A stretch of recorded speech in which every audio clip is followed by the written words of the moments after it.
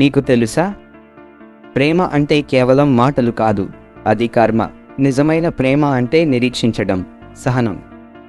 మనం ఎవరైనా నేను నిన్ను ప్రేమిస్తున్నాను అని చెప్పగలము, కానీ ఆ ప్రేమ నిజమా లేదా అనేది నిరూపించడానికి సమయం అవసరం.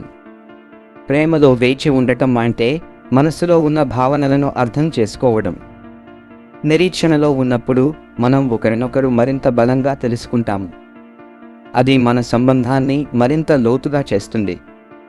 ప్రేమలో సహనం అనేది ఒక పరీక్ష, అది మన బంధాన్ని మరింత బలంగా చేస్తుంది.